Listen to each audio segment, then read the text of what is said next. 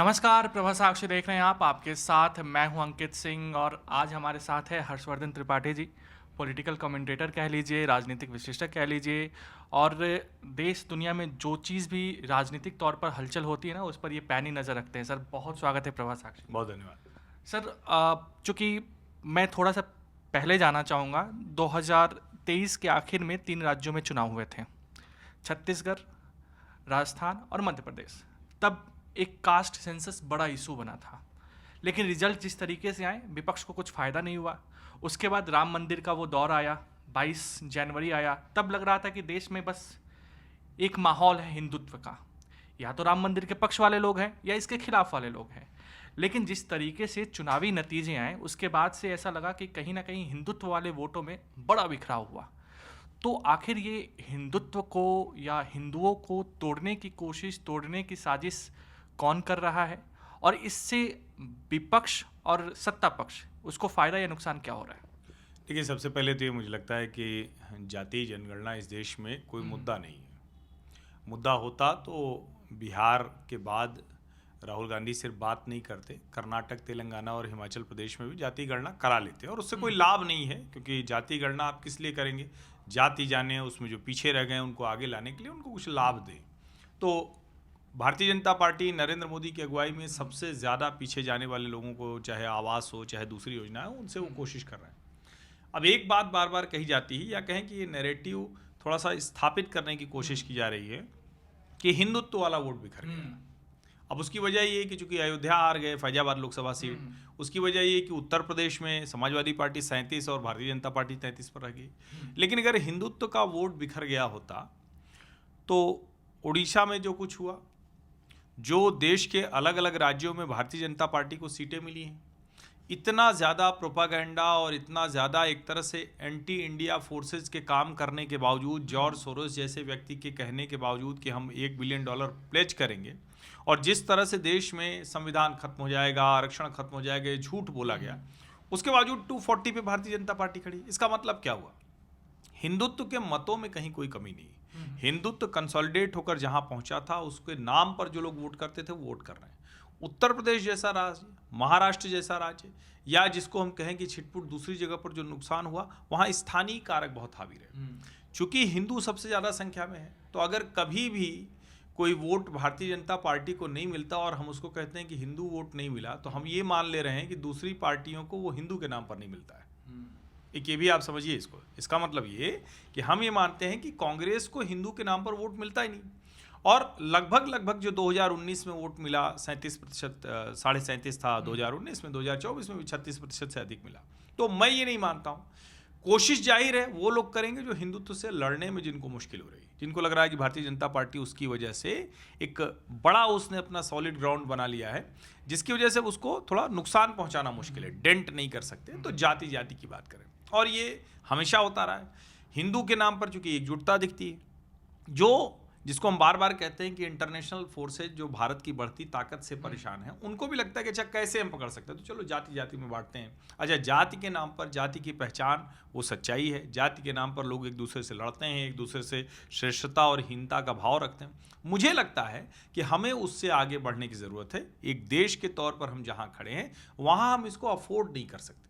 अगर हम आगे, जब जैसे उदाहरण के लिए कहते हैं रिजर्वेशन बढ़ा देंगे, राहुल गांधी क्या कहते हैं, भाई गिनेंगे और रिजर्वेशन बढ़ा देंगे। रिजर्वेशन बढ़ा के क्या आपके पास उतने रोजगार के अवसर हैं? अगर नहीं है तो उसी में आप मारामारी करेंगे। और एक दूसरा जो बड़ा इशू है, जो बताता है कि जाति गणना अब मुद्दा किसी काम का नहीं रहा, जो एससी ने कोटा विद इन कोटा का फैसला दिया, छोटा सा निर्णय है लेकिन बड़ा महत्वपूर्ण हो गया। जो अनुसूचित जाति जनजाति में एक जातियों का समूह है जिसको सबसे ज्यादा हिस्सा मिला, अब जिनको नहीं मिला वो सड़क पर उतर रहे हैं। यानी जैसे एक समय में इस देश के ब्राह्मणों ठाकुरों को एक गलतफहमी थी कि भाई हम रोक देंगे, पिछड़ी जाति के लोगों को नहीं मिलेगा, उनको तब मिलता था, और जिसको मिल रहा होता वो नहीं जाने देना चाहता। ये कोई छिपी हुई बात नहीं है। जिसको कहें कि समृद्ध संपन्न जातियां होंगी, लेकिन क्या इस देश में यादव है, पटेल है, जाट है, इस तरह की जो जातियां हैं, वो कहीं भी आपको ब्राह्मण या राजपूत से कमजोर दिखती नहीं दिखती। अब आप राजे रजवाड़े की बात करेंगे तो राजे रजवाड़े तो किसी के भी होंगे, किसी भी जाति के होते हैं, उनका तो एक अपना साम्राज्य है, उनके पास जमीन है। तो मुझे लगता है देश को जरा इस तरह से भी देखने की ज़रूरत है। और मेरा ये मानना है कि हिंदुत्व को नए सिरे से रीडिफाइन करने की ज़रूरत है। अच्छा, भारतीय जनता पार्टी को एक चीज़ है सर, क्योंकि भारतीय जनता पार्टी का आपने जिक्र किया, कांग्रेस का भी आपने जिक्र किया। राहुल गांधी चुनाव के बाद ना, जैसे देखा हम लोगों ने, वो शिव जी की फ़ोटो लेकर अभय मुद्रा का जिक्र करना, हिंदू नफरत नहीं फैलाते हैं, क्या ये सब चीज़ें जो वो बोल कर क्या दिखाने की कोशिश कर रहे हैं, और क्या भाजपा काउंटर अटैक नहीं कर पा रही है? देखिए, मुझे लगता है कि भारतीय जनता पार्टी को अपनी रणनीति बदलनी पड़ेगी। और ऐसा नहीं है अनुराग ठाकुर ने एक जाति, किस जाति से आते हैं जिनकी जाति का पता नहीं, इतना भर कह के पूरे उस नैरेटिव को ध्वस्त कर दिया था।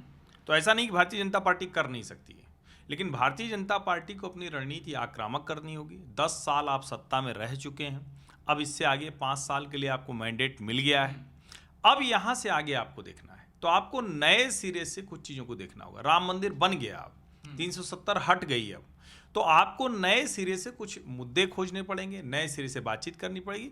हिंदू पहले से ज़्यादा जागृत है, कंसोलिडेट है, उसकी जो एस्पिरेशंस हैं वो भी बहुत बढ़ गई, बहुत हाई लेवल की एक्सपेक्टेशन हो गई। वो भाजपा से ही है, वो जिसको कहें कि नरेंद्र मोदी से ही नाराज़ होता है, गालियाँ भी उन्हीं को देगा और जान रहा है कि उन्हीं से होना है, वो कांग्रेस के साथ नहीं जाएगा। तो लेकिन जब आप उनको पकड़ कर रखेंगे, और उसमें ये छोटे छोटे फैक्टर होंगे, स्थानीय फैक्टर हैं, जाति के फैक्टर हैं, क्षेत्र के फैक्टर हैं, मुद्दे हैं, और इसमें भारतीय जनता पार्टी को जो कोशिश भी कर रही है, लेकिन और आक्रामक तरीके से, जो एम्प्लॉयमेंट का इशू है, जो लोगों के एक तरह से कहें कि डिस्ट्रीब्यूशन का इशू है, उसको ध्यान देना पड़ेगा। वो जब आप उसके साथ बात करेंगे तो निश्चित तौर पर वो प्रभावी होगा। और मैं फिर कह रहा हूँ, भारतीय जनता पार्टी की सरकार को सीधे न सही, लेकिन अभी किसी न किसी तरीके से बताना शुरू करना चाहिए कि ये जो इनकी योजनाएं हैं उसका लाभ किसको मिल रहा है। घर सबसे ज़्यादा अनुसूचित जाति जनजाति के लोगों को मिल रहा है, दूसरी सरकारी योजनाएं सबसे ज़्यादा उनको मिल रही, तो ये भी सरकार को बताना चाहिए कि हम बिना जाति गिने कर क्या रहे हैं। अच्छा,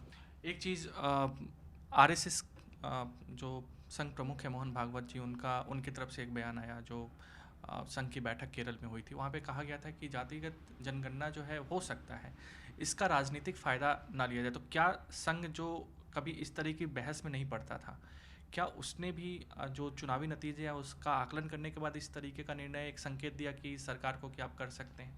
नहीं, मुझे लगता है कि राष्ट्रीय स्वयंसेवक संघ के बयान को सही संदर्भों में देखा जाना चाहिए। एक तो ये कि कोई उनका ये प्रस्ताव नहीं है, अगर ऐसा दबाव में वो होते तो रेजोल्यूशन देते, प्रस्ताव देते कि भाई हम जाति जनगणना। उन्होंने बिल्कुल जाति जनगणना की बात नहीं की। उन्होंने सवाल आया तो उस पर उन्होंने कहा कि इससे हमें दिक्कत नहीं, अगर गिन के हम उनका लाभ करें।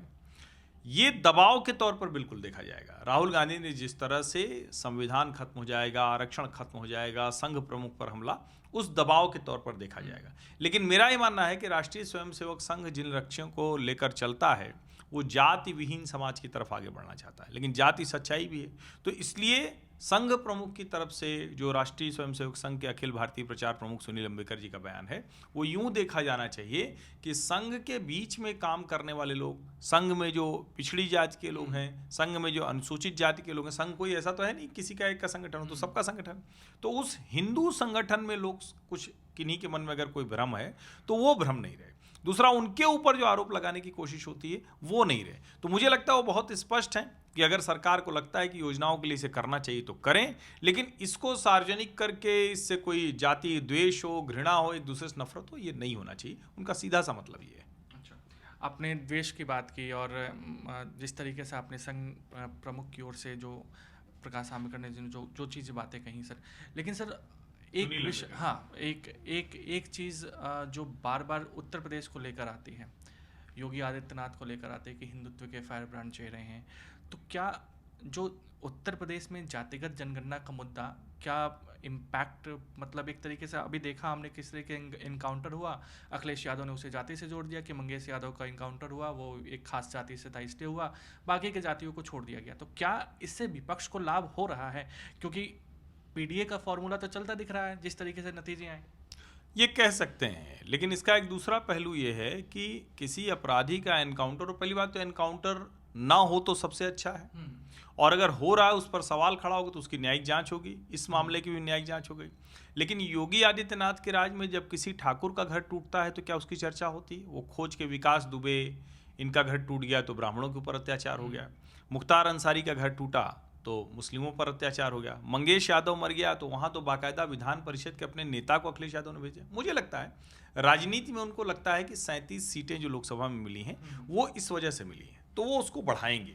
अब ये योगी आदित्यनाथ को जो वो कहते हैं कि बटोगे तो कटोगे, वो हिंदू एकता के संदर्भ में कहते हैं, अब योगी आदित्यनाथ को ये देखना है कि उनके ऊपर कोई ऐसा आरोप नहीं लगे, क्योंकि देखिए जहां वो बैठे हुए हैं उनके लिए ज़्यादा बड़ी चिंता की बात है कि अगर कोई भी ऐसा आरोप उनके ऊपर ज़रा सा भी चिपकता दिखेगा तो वो फिर अखिलेश यादव वाला नैरेटिव मजबूत होगा। ये योगी आदित्यनाथ को और उनकी सरकार को तय करना है। और इसमें एक और ज़रूरी बात है कि जब आप कहते हैं कि अपराधियों के साथ किस तरह का बर्ताव हो, बिल्कुल कड़ी से कड़ी सजा दी जानी चाहिए, जितनी जल्दी न्याय हो त्वरित न्याय दिया जाना चाहिए। लेकिन अगर एनकाउंटर बहुत ज़्यादा होता है तो ट्रिगर हैप्पी पुलिस बहुत हो तो वो भी किसी भी राज्य के लिए, किसी भी समाज के लिए अच्छी नहीं होती। अच्छा, अंतिम सवाल सर, क्योंकि लोकसभा चुनाव के बाद उत्तर प्रदेश को लेकर खूब चर्चा हुई, योगी आदित्यनाथ को लेकर खूब चर्चा हुई कि उनको लेकर भारतीय जनता पार्टी सहज नहीं है, उनको हटाया जा सकता है, तमाम चीज़ें हुई। लेकिन उत्तर प्रदेश के मुख्यमंत्री के हालिया बयानों को देखें तो ऐसा लग रहा है कि वो अपने पुराने रंग में लौट रहे हैं, यानी कि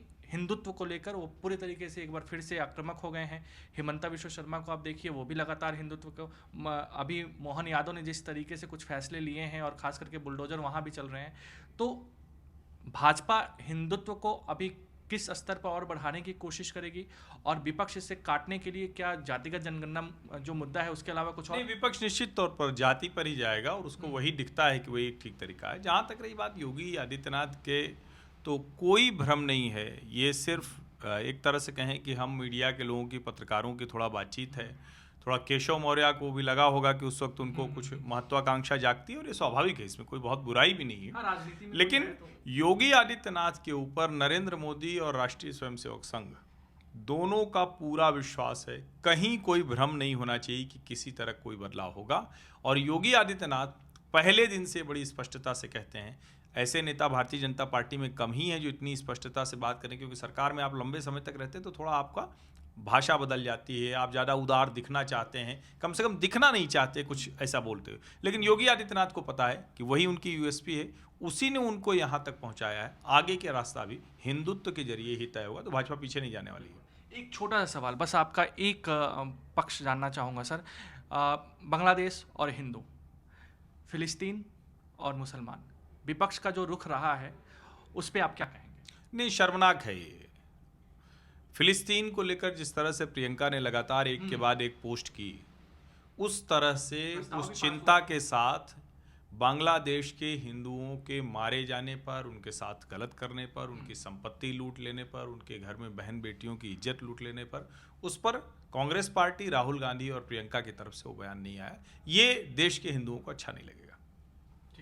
तो हमारे साथ थे हर्षवर्धन त्रिपाठी सर, इनसे हमने जानना चाहा और इनसे हमने बातचीत की है कि कैसे देश में हिंदुत्व का मुद्दा इस वक्त आक्रामक है और आगे किस तरीके की रणनीति पर सत्ता पक्ष और विपक्ष काम करने वाली है। फिलहाल अभी के लिए दीजिए इजाजत, नमस्कार। अगर आप भी लेना चाहते हैं देश दुनिया की तमाम जानकारी तो आज ही सब्सक्राइब करें हमारे चैनल को, साथ ही नीचे दिए बेल आइकन को जरूर दबाएं ताकि हर अपडेट आप तक पहुंच सके।